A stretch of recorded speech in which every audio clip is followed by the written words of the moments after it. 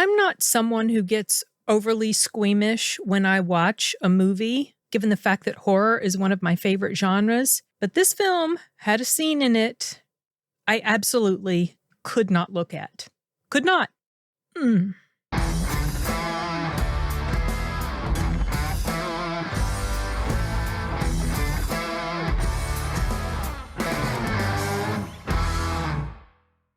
Okay. I couldn't think of any other way to open the review for the movie Twinless, which was directed by James Sweeney. It was also written by him, and he starred in this movie. He's a good actor, you guys. And he's a talented indie filmmaker. This is a movie that also stars Dylan O'Brien. It's got a premise that is not something that would normally interest me because it's like it's a drama. It's more drama than anything. Well, it's just a drama. Slivers of comedy in there, things that kind of skate on the edge of dark stuff, but pulls itself back from that enough that it's not super disturbing. But the reason that I decided to go watch it yesterday, which was Saturday the 6th of September, is because a few weeks ago, when I was on episode 3 of Los Cinematicos on the Latino Slant with D Movie Man and Anthony Perez, D had listed this film as one of his favorites for the year so far. And so with that recommendation, I decided I would give it a chance. And I am glad I did. This is a very good movie. Ooh, it pulls on so many different heartstrings. I'll give you the basic synopsis. So Dylan O'Brien stars as two characters, actually. He plays twins. And in the very beginning of the movie, one of the twins, Rocky, has been killed in a vehicle accident. He got hit in the road. And so then the movie picks up with the other twin, the main one. His name is Roman. And it's showing them at the funeral. People are coming up and crying and hugging him and all of this because he looks like his brother. Like all of his brother's friends are there, or many of his brother's friends are there. And then it's showing as he's, doing a good job at not confronting his grief. He's got a lot of anger issues. He has a lot of outbursts. He and his mother are fighting because she's got her grief and she's so mired in her own grief. She doesn't really know how to help him, and he doesn't know how to express his grief or to deal with his grief. He decides to stay in the area, and I think maybe he's at his brother's place. I can't remember. Whatever. It doesn't matter. That's irrelevant. You understand that he's got all this grief, and also, some of that ties back to kind of a fracturing of the relationship that he had with his brother before he died. They had sort of, kind of gone their separate ways, if you will. And he goes to this support group for twins who have lost their twin. Interesting concept. But I can see why there would be a support group for that, the things you hear about twins, especially when you're talking about identicals, just, I guess for them, it would feel like part of their identity has been ripped away from them. Linda Hamilton had a twin and she died a few years ago, identical twin. And I think, I don't know, just it came to mind when I was watching this movie, of course. But he meets someone there in the support group. His name is Dennis. And I can't remember what the name of Dennis's twin was. I think maybe it was Dean. Anyway, whatever. Roman and Dennis strike up this friendship. And in their very first interaction, you find out that Dennis is gay and Roman is not, but his twin had been gay. So they kind of have sort of this bond, because they each had a brother that was not of the same orientation that they were, and they get to know each other. They are both dealing with their grief with each other. And initially I was thinking that this was going to go in a certain direction, and it didn't. And that's one of the things that I really like about this movie. In a lot of ways, it subverted my expectation about what I thought was going to happen. And I appreciated that because when the subversion happened, it was something that made sense, and I thought it was creative. I thought it was well written. Another thing I liked about this movie, and I'm going to stay away from spoilers because I do think this film is something worth watching because of how well written it is and because of how well acted it is and the creative choices in the cinematography. I'll get to that in a minute. Dylan O'Brien's performance in here, I've liked him ever since Teen Wolf. And everything I see him in, he has always done a fantastic job, and he really brings it in this role. There is a particular scene that he has, a monologue scene, where he is talking with Dennis, and Dennis basically says to him, pretend I'm your brother. What would you say to him? And that scene was really moving. It was so raw and heartbreaking, and just that emotion. And the camera was just on him the whole time. And you saw him go through all these different, I don't know, it kind of reminded me of the stages of grief. You know, like there was anger, there was sadness and acceptance, whatever. But he goes through this range of emotions in this one monologue, and it was so well done. I was super impressed, as I have always been with Dylan O'Brien as an actor. He's great. I mean, he really is the real deal. James Sweeney also, as I've mentioned already, his acting, very strong. He had this really interesting, quirky way that he played his character, because the character of Dennis was quirky. The dialogue in here, love the dialogue. There's a scene where a twin is talking to someone who is not a twin, and he's telling him some about his past and how great it was having a twin, how close they were, the different things his twin did for him. And he describes having a twin as having a built-in best friend. Very simple phrasing, but really hard-hitting for me. And then in the course of that conversation, he also talks about how he and his twin kind of diverged in their personalities as they got older, and the realization that they had their own separate, distinct identities. And at one point he said during that conversation something along the lines of, it was we, now it's just me.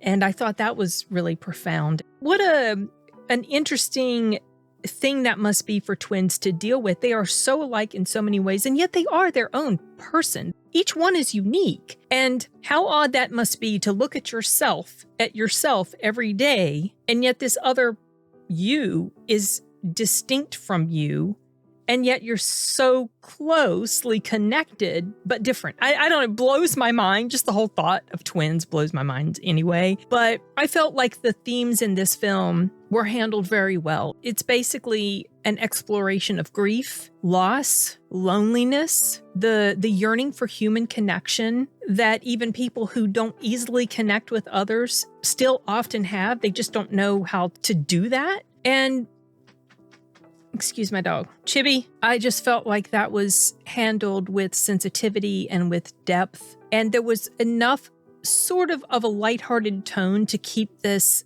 film from just sinking into despair. I also liked the interesting story structure. In the very beginning, you see this it's kind of a long opening. 20 minutes later is when the intro credits finally roll, and the story starts to take a different turn. And you start to find out things, or certain things are revealed about certain characters. And it was like, oh, this is a little twisty. Oh, where is this going? Oh my gosh, really? And right before those intro credits happened, I thought that I knew the direction this movie was going in, and then it didn't. And then it continued to throw these little kind of curveballs at you. And I appreciated the slow burn of all these reveals. It was very rewarding. I also really liked that these two characters, Dennis and Roman, were both very flawed, but they were also sympathetic. Roman had his unresolved grief, fractured relationship with his twin, tension with his mother. Sometimes he would get angry. Sometimes he would get violent. And there are instances, obviously, where, it gets a little, oof, this guy, okay. And Dennis, he is flawed in some ways more deeply than Roman. But both of these men, despite their struggles, they still come across as human and redeemable, and they remain sympathetic and likable, despite these things about them that can be off-putting. And I was telling Dee that this movie succeeded in giving us well-written, highly flawed people that can still be likable despite those issues. This film succeeded at that, where other films that have made my shit list for the year, like Tornado, Oh Hi, On Swift Horses, and The Threesome, those movies failed, utterly failed with me. This one completely opposite experience. So I appreciated that a lot. I do have some negatives. They're nothing major. Some of it is just a me thing. I don't like sex scenes in movies, you guys. I feel like almost all of the time, pretty much all of the time, they are not necessary and they feel gratuitous. I really don't need to see this happen on screen. And when it happens, it kind of just like pulls me right out of the story. And I'm just waiting for it to hurry up and be over. And another thing was a line of dialogue in here that always grates on me because it's just this cultural Marxist nonsense that has so many things in our society about gender being a construct. Hate that. Really annoys me when that stuff creeps in to otherwise excellent films. The other thing that was so bad I couldn't look at the scene. I couldn't look. This is definitely, well, all of this is a me thing, but this is a really big me thing. There's a scene where Dennis and Roman, it's just showing this one of the many scenes of them, you know, hanging out, being fun and funny with each other. It looked like, because I didn't watch it very much, but it looked like, just thinking about it, I can't. It looked like they were stuffing a bunch of eggs in their mouths and being funny and silly. I had to look away. I could not. Oh, I can't look at that. That is not a flaw of the movie, obviously. That's just one of the things. It's like, nope, can't do it. Can't look. Gonna look over here until this stupid scene is done.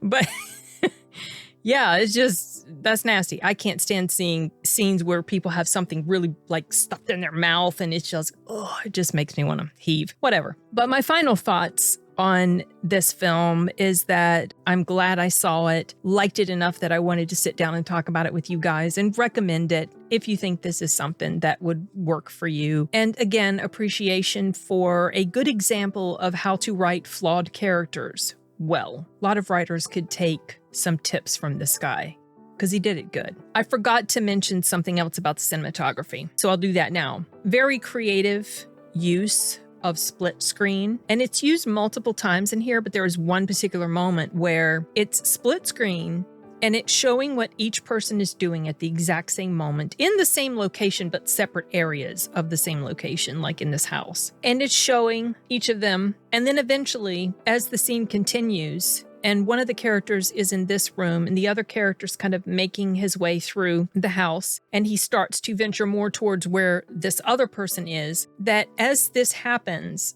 those two screens eventually start to converge and they merge completely.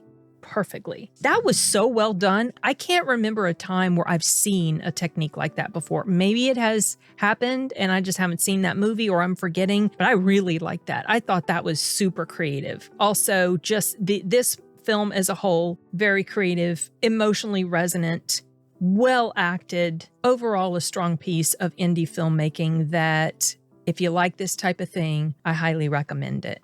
So I think those are all of my thoughts for now about Twinless. If you guys check it out, or if you've already seen it, let me know what you think. Did it resonate with you as well as it did with me? I kind of expected to like it, but I didn't expect it to hit as hard as it did.